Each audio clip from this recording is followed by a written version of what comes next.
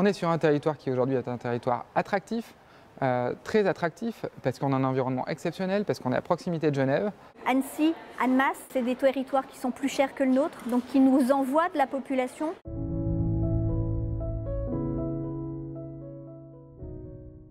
Dont l'OAP a mis un cadre qui est déjà assez bien établi, mais qui n'est pas assez poussé pour assurer une maîtrise du développement des projets sur cette zone-là.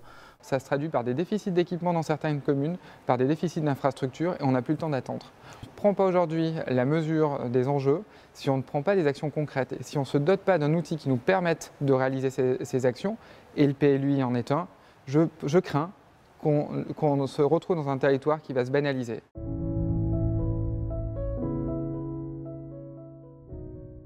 Notre territoire, le tourisme génère 70% des revenus sur la partie hivernale, donc c'est quelque chose de conséquent, mais on travaille de plus en plus à avoir, on va dire, un réaménagement, une restructuration pour qu'on ait une activité touristique 4 saisons, d'avoir une réversibilité des sites. Et démographiquement, un pays où la population est relativement âgée, nous avons besoin d'accueillir de nouveaux habitants, mais dans un cadre préservé. Nous sommes aussi très vigilants pour conserver des paysages, un cadre de vie attractif. Je trouve intéressant de prendre cet angle comme l'une des facettes de construction parce que les rythmes de développement, en tout cas pour la métropole de Lyon, sont très rapides.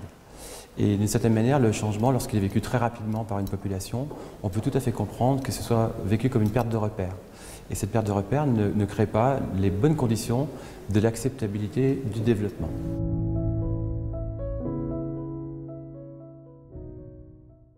C'est vrai qu'aujourd'hui, la production est relativement standardisée avec des tailles de pièces qui sont, je dirais, très conventionnelles.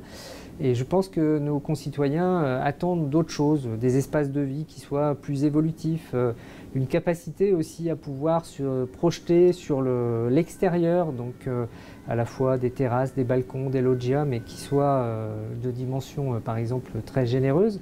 Notre capacité aussi à pouvoir mieux utiliser par exemple les toitures, à pouvoir mettre en œuvre des espaces de vie qui peuvent être partagés au sein de ces futurs ensembles immobiliers.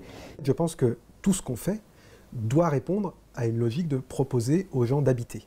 Et il faut absolument qu'on sorte d'une logique de segmentation des publics et des produits logements que l'on propose. Et les territoires les plus tendus aujourd'hui, de toute façon, s'en rendent bien compte, on ne peut plus penser les politiques de logement public comme cela, en se disant il y a une partie du logement qui est pour les gens qui sont à la rue, une autre partie du logement qui sont pour les gens qui sortent de problèmes de santé mentale, une autre partie du logement pour les jeunes, une partie pour les décohabitants, une partie pour les femmes victimes de violences. Enfin, bien sûr, il faut des logements pour tous ces gens-là, mais il faut qu'on pense notre chaîne et notre politique de logement et les produits de logement d'une manière globale. Et oui, le fait d'habiter est finalement un des éléments les plus importants qui permettent aux hommes et aux femmes, aux citoyens, de se sentir d'une ville, de se sentir d'un territoire, de se sentir d'un ensemble.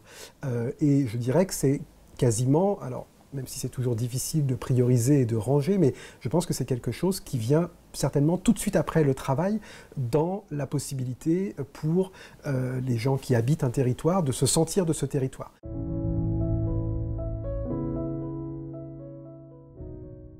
Le PLUI doit être le moyen de comparer ce qu'il est possible de faire à l'intérieur de l'enveloppe urbaine en termes de reconquête, rénovation urbaine sur les logements, requalification de friches industrielles, etc. Et combien il coûterait d'aller à l'extérieur de l'enveloppe urbaine pour recevoir de la population, créer de l'emploi, etc. Ça, c'est vraiment un élément central. Donc nous, au niveau de la région, nous sommes en train d'engager là un programme de 6 ans dans lequel nous voulons travailler à objectiver, à mesurer, chiffrer le coût de l'étalement urbain. Que ce soit un PLUI ou que ce soit un PLU, c'est le même problème. Hein. Soit vous vous trouvez tout seul en face avec votre PLU communal en face de vos administrés et de leur dire bah, écoutez, le SCOT, c'est le SCOT qui centralise bien sûr toutes les lois Grenelle, Allure et compagnie. Hein. Donc le SCOT vous demande de réduire, d'aller à 6 hectares par exemple pour ma commune, vous en avez 19. Alors, si vous le faites au niveau intercommunal, tout le monde le comprend parce que c'est la même règle dans chaque commune. Sinon, on dit, mais pourquoi venez ailleurs, comment ça se passe? Donc, c'est l'intérêt de l'intercommunalité aussi que de le faire ensemble. Ça passe beaucoup plus facilement au niveau des concitoyens. Mais je crois que c'est le point dur du PLUI. Dans la mesure où on n'est pas propriétaire du foncier, sauf une petite partie, enfin, propriétaire un cinquième, disons, du foncier, enfin, indirectement propriétaire, en maîtrise. Mais sur le reste, les opérations peuvent partir de manière séparée. Enfin, on a 4 sous-OAP, enfin 4 sous-secteurs, je crois que ça s'appelle. Quand vous dites à un maire, vous avez 19 hectares de constructibles, il vous en reste 6 ou 7, il faut l'expliquer à la population. Et ça, c'est très très difficile, il faut y aller avec... C'est pour ça qu'il faut prendre beaucoup de temps. Il faut prendre le temps d'expliquer aux gens, de leur expliquer qu'il faut arrêter de consommer de l'espace, qu'il faut construire dans les centres-bourgs, qu'il faut renforcer les centres-bourgs. Maîtriser ce développement, il m'a paru important qu'on soit assisté par des professionnels. On a confié une mission à l'AURG pour faire une étude de programmation urbaine, de manière à assurer la cohérence du développement des différentes parties de l'OAP. Qu'on puisse réunir sur un même territoire à la fois l'emploi, l'habitat, le cadre de vie, le commerce, les espaces de loisirs. Et je pense que c'est un élément essentiel qui concourra demain à la qualité de vie au sein de notre agglomération.